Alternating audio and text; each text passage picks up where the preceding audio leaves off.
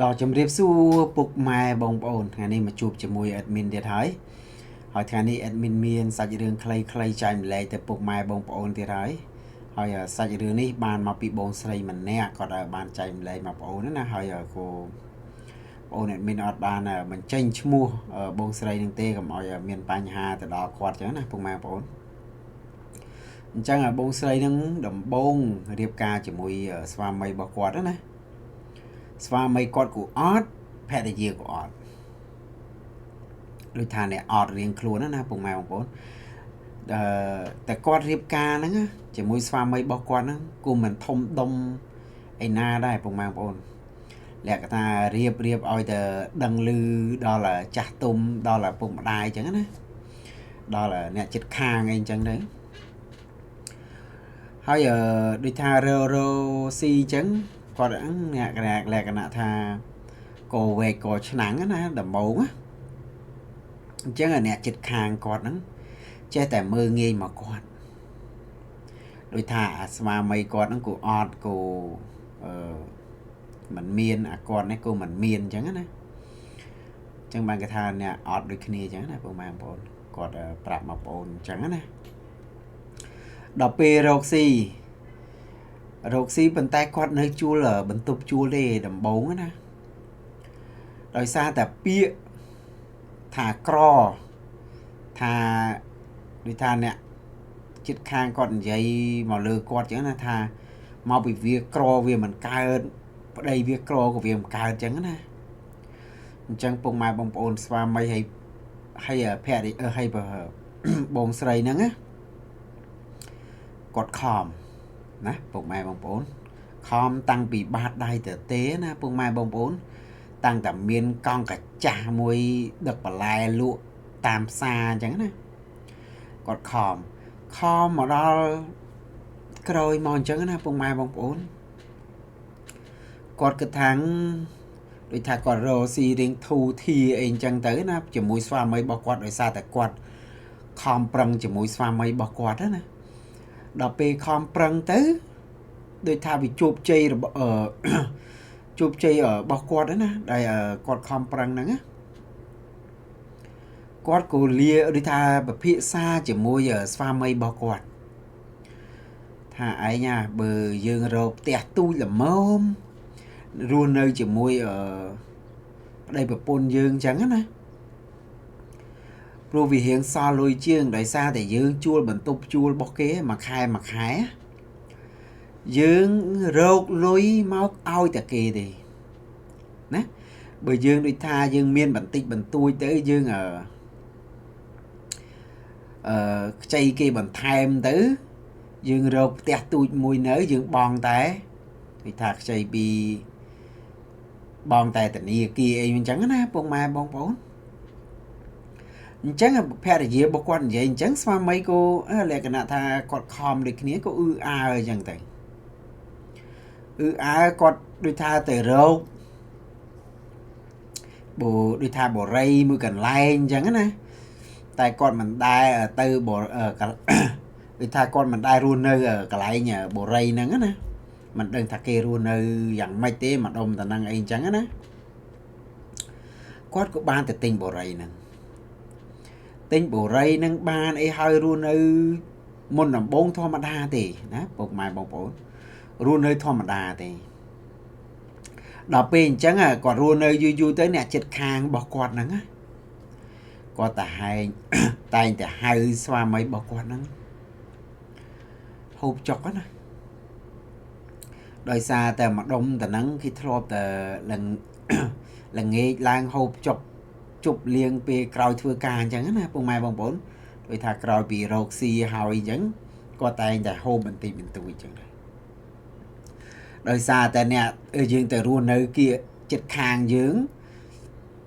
តែយើងមិនទៅហូបចុកជាមួយគេតែមកថាងយើងរឹកយើងអីអញ្ចឹងពុកម៉ែបងប្អូនពីមុនមកស្វាមីរបស់គាត់មិនដែរខូចខលអីទេណាមិនដែរខូចខលអីទេដល់ពេលអញ្ចឹងគាត់ហូបយូរទៅលក្ខណៈថាស្វាមីរបស់គាត់ហ្នឹងដូចថាញៀនស្រាណាពុកម៉ែបងប្អូន ចេះតែហូបស្រាព្រឹកល្ងាចមិនជួយទៅថាមិនជួយធ្វើការភរិយារបស់គាត់រកលុយដូចពីមុនណាពុកម៉ែបងប្អូនពីមុនមករកតែកង់កាចាស់រកតែលុយកាក់គ្មានណានៅបន្ទប់ជួលឥឡូវរកមានបានហើយទៅមានផ្ទះមានម៉ូតូជិះហើយទៅជាអញ្ចឹងណាស្វាមីរបស់គាត់ណាគូគាត់បានវក់ហូបចុកស្រាចាប់ពីពេលទៅទិញផ្ទះបូរីនៅគៀកអ្នកចិត្តខាងហ្នឹងណាដឹងពីមុនមកគេរស់នៅយ៉ាងម៉េចទេពុកម៉ែបងប្អូនដូចថាយើងមិនដឹងណាបានម្ចាស់មុនលក់ទៅគូគាត់គិតថាបូរីរៀងធូរថ្លៃដែរអញ្ចឹងគាត់គួរទៅរស់នៅគៀកហ្នឹងទៅដល់ពេលអញ្ចឹង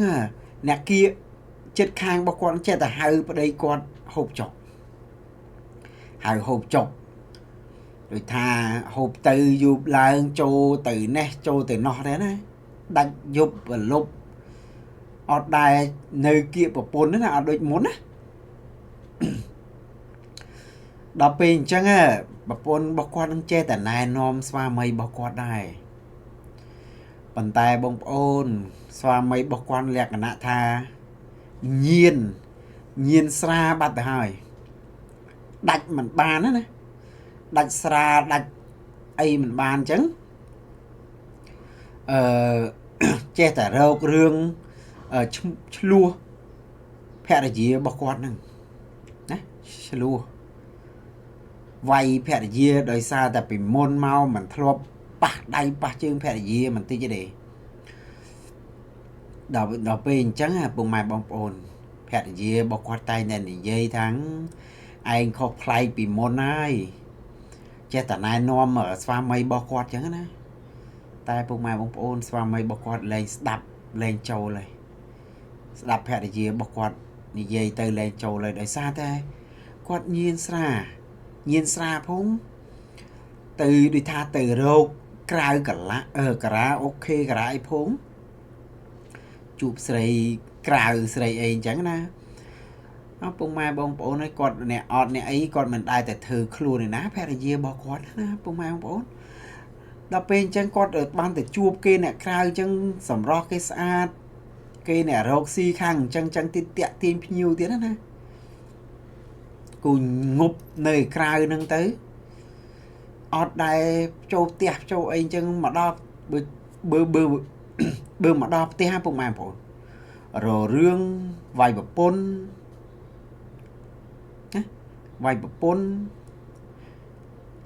យូរណាកូនមកររឿងកូនទៀតកូនមកពីសាលារៀនវិញណាររឿងកូនទៀតដោយសារតែគាត់រស់នៅជាមួយស្វាមីគាត់មុនហ្នឹងគាត់មានកូនប្រុសម្នាក់ហើយកូនប្រុសគាត់ហ្នឹងចូល5-6 ឆ្នាំជាងហើយទោះរករឿងគាត់រករឿងកូនទៀតណាដោយសារតែពីមុនស្វាមីគាត់ល្អគាត់ចេះតែថាពីមុនធ្លាប់តែល្អណាណែនាំស្វាមីទៅស្វាមីគាត់ធ្វើតាមដល់ពេលឥឡូវណែនាំស្វាមីទៅស្វាមីអត់ធ្វើតាមពុកម៉ែបងចេះតែរករឿងវាយភរិយាវាយកូនអញ្ចឹងភរិយារបស់គាត់ហ្នឹងវិចក្រវិចចេញពីផ្ទះមកពុកម៉ែបងវិចក្រវិចចេញពីផ្ទះអត់ប្រាប់ស្វាមីគាត់ហ្នឹងទេព្រោះស្វាមីរបស់គាត់ដូចថាភរិយារបស់គាត់នឹងចេះតែឃើញស្វាមីវាយហ្នឹងដូចថានិយាយលក្ខណៈថាឆ្អែតណាពុកម៉ែបងប្អូនឆ្អែតមិននឹកស្មានថាដល់ពេលពីអត់មកអត់អញ្ចឹងណាដល់ពេលទៅជាមានបានផ្លាស់ប្ដូរចរិតផ្លាស់ប្ដូរកាយវិការមកលើភរិយារបស់គាត់ណាដល់ពេលអញ្ចឹងភរិយារបស់គាត់ហ្នឹងក៏វិចកវិចទៅផ្ទះម្ដាយក្មេងម្ដាយបង្កើតរបស់គាត់សំទោសពុកម៉ែបងប្អូនទៅផ្ទះម្ដាយបង្កើតរបស់គាត់ណាពុកម៉ែបងប្អូនយំអាស្រីអាស្រៈទៅលើប្រាប់ម្ដាយបង្កើតរបស់គាត់នឹងថាអញ្ចេះណាពុកម៉ែបងប្អូនអញ្ចឹង ម្ដាយរបស់គាត់ថាកូនមិនបាច់តាមទៅរស់នៅជាមួយស្វាមីឯងទេចាំមើលមួយរយៈទៀតតើស្វាមីឯងហ្នឹងមកលួងឯងឬអត់ណាមកលួងឯងឬអត់អូយហើយពុកម៉ែបងប្អូនការគាត់នៅក្រមុំអ្នកចិត្តខាងរបស់គាត់ហ្នឹងណាសុំសួរចែចៅដែរតែគាត់ដូចថាមិនព្រមណាពុកម៉ែបងប្អូនមិនព្រមលក្ខណៈថាដូចថាអ្នកនៅចិត្តខាងដូចថាស្គាល់ចិត្តគ្នាស្គាល់អីចឹងគាត់ដូចថាខ្លាចរៀបការទៅរស់នៅមិនចោះសម្រងគ្នានាំឲ្យមានបញ្ហាអញ្ចឹងណាពុកម៉ែបងប្អូនអញ្ចឹងបុរសហ្នឹងរស់នៅគៀផ្ទះគាត់ហ្នឹងផ្ទះម្ដាយរបស់គាត់ហ្នឹងអត់ទាន់យកគ្រួសារទេណាពុកម៉ែបងប្អូនអត់ទាន់យកគ្រួសារទេដល់ពេលឃើញបងស្រីគាត់វិចក្រវិចអញ្ចឹងគាត់ចេះតែទៅសួរនាំអញ្ចឹងណាពុកម៉ែបងប្អូនដោយសារតែគាត់ហ្នឹងមានចិត្តទៅលើស្ត្រីហ្នឹងណាពុកម៉ែបងប្អូនមានចិត្តទៅលើស្ត្រីហ្នឹងដល់ពេលអញ្ចឹងគាត់ចេះតែសួរនាំណាអូយពុកម៉ែបងប្អូនឲ្យតែសួរនាំដឹងរឿងហេតុផលហ្នឹងទៅលក្ខណៈថាបរោះហ្នឹងអាណិតតែគាត់អញ្ចឹងណាអាណិតតែគាត់ដល់ពេលអញ្ចឹងឲ្យតែពេលហូបបាយពុកម៉ែបងប្អូនហូបបាយស្លអីឆ្ងាញ់អីអញ្ចឹងតែងតែយកឲ្យស្ត្រីហ្នឹងហើយលក្ខណៈថាយកចិត្តណាអូយស្វាមីរបស់គាត់ពុកម៉ែបងប្អូនស្វាមីរបស់គាត់លែងគិតហ្មងណាអត់មករកភរិយាអត់មករកកូនដោយសារតែងប់ងល់នឹងស្រាផងងប់ងល់នឹងស្រីនៅក្រៅផងណាគាត់អត់មករកភរិយារបស់គាត់លក្ខណៈថាប្រពន្ធកូនណាអញ្ចឹងគាត់ចេះតែរស់នៅផ្ទះម្ដាយរបស់កើតរបស់គាត់អញ្ចឹងអូយបុរសនៅចិត្តខាងហ្នឹងគាត់ចេះតែយកចិត្តយកចិត្តទៅលើគាត់ណាយកចិត្តលើគាត់ស្ត្រីនឹងក៏បានគិតថាស្ដាយពីមុនមកបើគាត់យកបុរសហ្នឹងល្អអញ្ចឹងណាពុកម៉ែបងប្អូនល្អដោយសារតែគាត់នឹងដូចថាខុសលងទៅលើស្វាមីរបស់គាត់ហ្នឹងណាលក្ខណៈថាស្វាមីរបស់គាត់ពីមុនមកវាអត់ល្អដល់ពេលមានបានទៅជាអាក្រក់វិញណាពុកម៉ែបងប្អូនអញ្ចឹងបុរសនៅចិត្តខាងរបស់គាត់ហ្នឹងចេះតែយកចិត្តណាពុកម៉ែបងប្អូនចេះតែយកចិត្តចាប់ដើមមានកូនចិត្តតែលើបុរសហ្នឹងបន្តិចហើយស្ត្រីហ្នឹងមានចិត្តទៅលើបុរសហ្នឹងដល់ពេលអញ្ចឹងពុកម៉ែបងប្អូនគាត់ទៅលួចប្រាប់ម្ដាយរបស់គាត់ប្រាប់ម្ដាយបង្កើតរបស់គាត់ណាគាត់ថាខ្ញុំដូចជាមានចិត្តទៅលើអ្នកចិត្តខាងរបស់យើងណាប្រាប់ទៅម្ដាយរបស់គាត់អញ្ចឹងណាហើយអញ្ចឹងម្ដាយcủaគាត់ក៏បាននិយាយថាបើមានចិត្តយើងនៅស្ងៀមដោយសារតែកូនឯងធ្លាប់មានស្វាមីពីមុនមកហើយមិនទាន់បានលែងដាច់ស្រេចគ្នាណាមិនទាន់លែងដាច់ស្រេចគ្នាអញ្ចឹងកូនឯងនៅផ្ទះហ្នឹងសិនចាំតទៅមុខទៀតចាំគិតទៀតណាគាត់និយាយអញ្ចឹងគាត់ចេះតែរស់នៅជាមួយម្ដាយរបស់គាត់នឹងដល់ពេលអញ្ចឹងបរិសុទ្ធនឹងយកចិត្តទៅក៏មានចិត្តលើគ្នាទៅវិញទៅមកអញ្ចឹងណាពុកម៉ែបងប្អូនអូយស្វាមីរបស់គាត់នឹងស្វាមីរ